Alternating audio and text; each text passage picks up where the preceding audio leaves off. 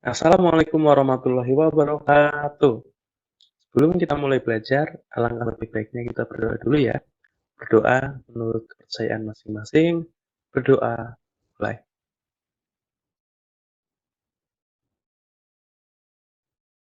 Amin. Berdoa selesai. Anak-anak kelas 5, hari ini kita akan mulai belajar lagi ya. Kemarin kita sudah mempelajari tema 1, subtema 1, pembelajaran ketiga. Hari ini kita akan melanjutkannya. Bisa dilihat di layar, kita akan belajar tema 1, organ gerak hewan dan manusia, subtema 1, organ gerak hewan, dan pembelajaran yang keempat. Di pembelajaran keempat ini ada 3 muatan pelajaran. Yang pertama ada muatan pelajaran IPS, KD 3.1 dan 4.1. Kemudian ada muatan pelajaran PPKN, KD 3.1 dan 4.1. Lalu ada muatan pelajaran bahasa Indonesia, yaitu KD 3.1 dan 4.1. Pertama kita akan mempelajari dari muatan pelajaran IPS ya, dengan materi kondisi geografis Indonesia. Kemarin kita sudah mempelajari mengenai letak geografis Indonesia ya. Jadi letak geografis itu adalah letak suatu wilayah yang dilihat dari kenyataannya di permukaan bumi. Nah, sekarang kita akan mempelajari kondisi geografis beberapa pulau-pulau besar di Indonesia. Sebelum itu, Pak Pura akan menampilkan sebuah gambar.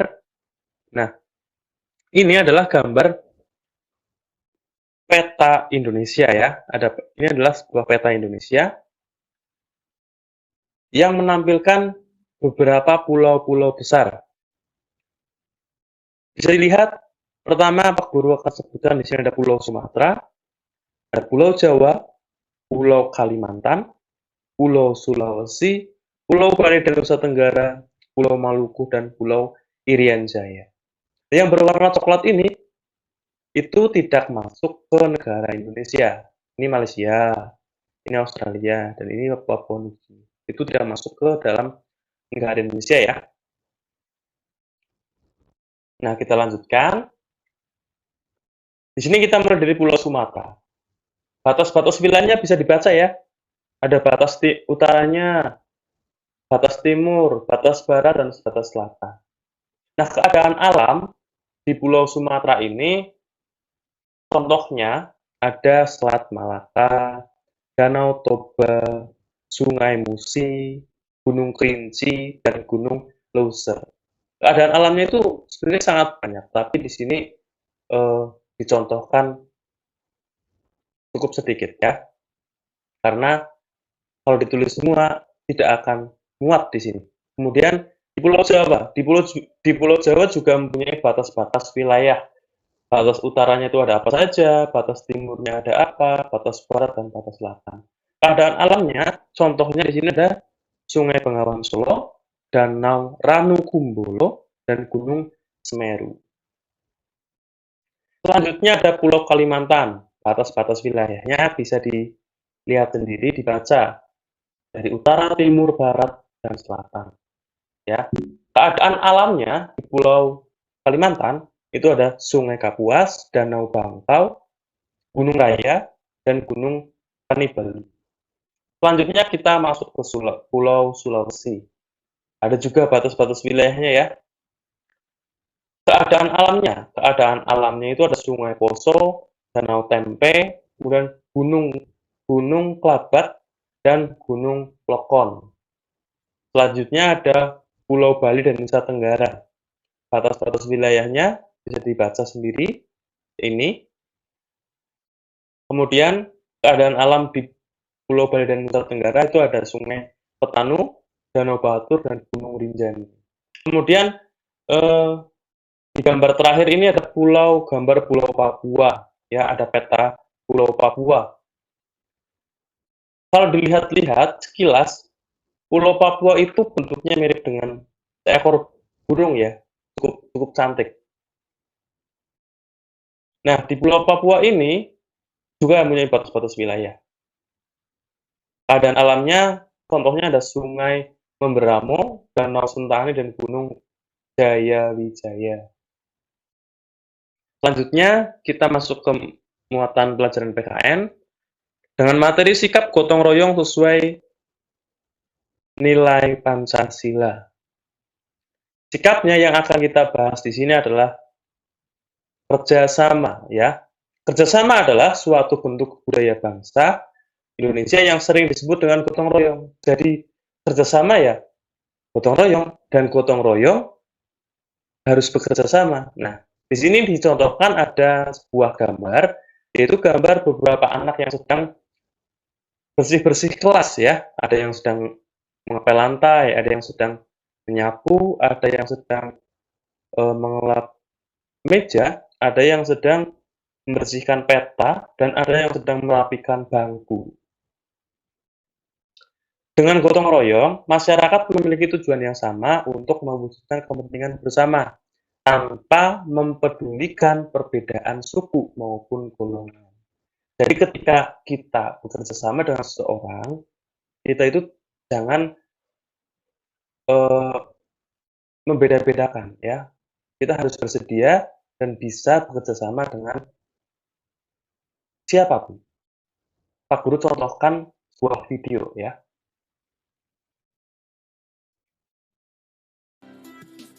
Bisa dilihat.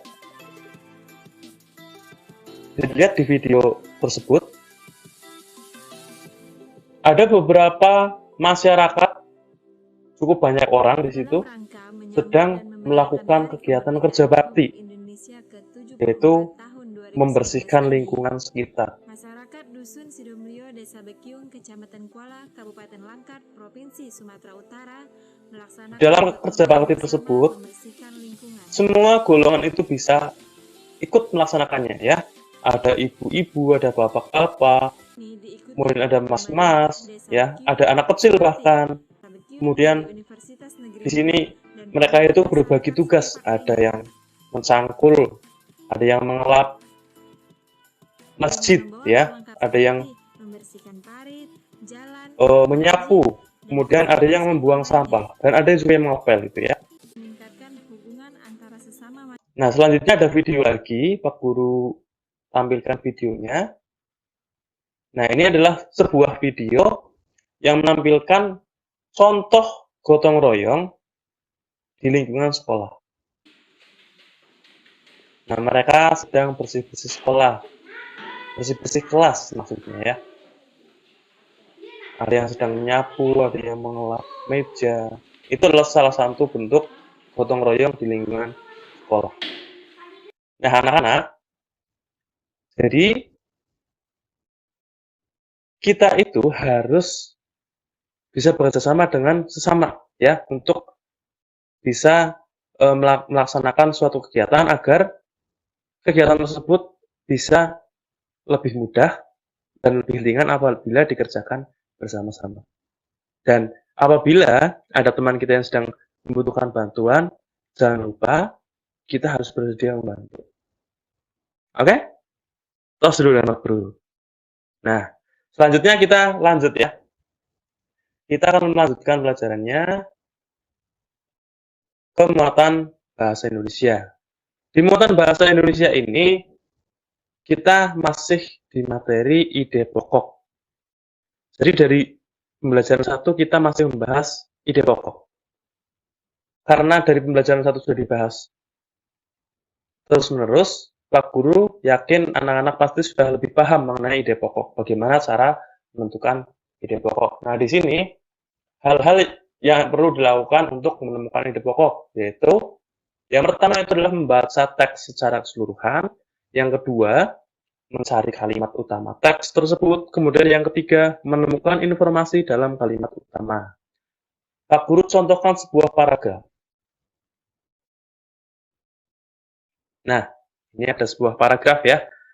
Pak Guru baca ya. Kalian menyimak. Kebudayaan Indonesia kaya dengan nilai-nilai gotong royong. Gotong royong adalah salah satu budaya yang membuat Indonesia dipuji oleh bangsa lain karena budayanya yang unik dan penuh toleransi antara sesama manusia. Ini juga merupakan salah satu faktor yang membuat Indonesia bisa bersatu dari Sabang sampai Merauke walaupun berbeda agama, suku, bangsa, dan warna kulit. Dari paragraf tersebut, di manakah letak kalimat utamanya? Ya, betul sekali. Letak kalimat utamanya itu ada di kalimat pertama. Nah, ini Pak Guru beri warna berbeda ya. Nah, ya. Kalimat utamanya ada di awal paragraf. Nah, kemudian paragraf apa yang kalimat utamanya ada di awal paragraf? Yaitu paragraf deduktif, yaitu paragraf yang kalimat utamanya berada di awal. Nah, kalau kalimat pertama ini adalah kalimat utama, jadi kalimat yang di bawahnya ini, mereka ini adalah kalimat penjelas. Pak Guru beri warna yang berbeda lagi, warna biru.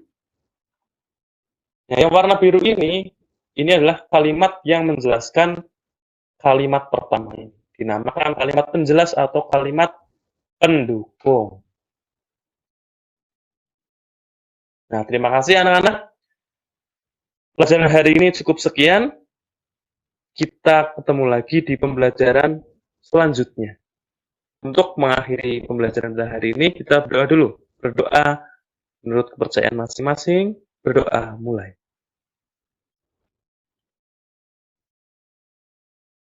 Amin. Berdoa selesai. Pesan dari Pak Guru, jangan sempat menyerah, tetap belajar, tetap berusaha. Belajar itu bisa dari mana saja, banyak sumber yang bisa ditemukan untuk belajar ya. Pak Guru akhiri, wassalamualaikum warahmatullahi wabarakatuh.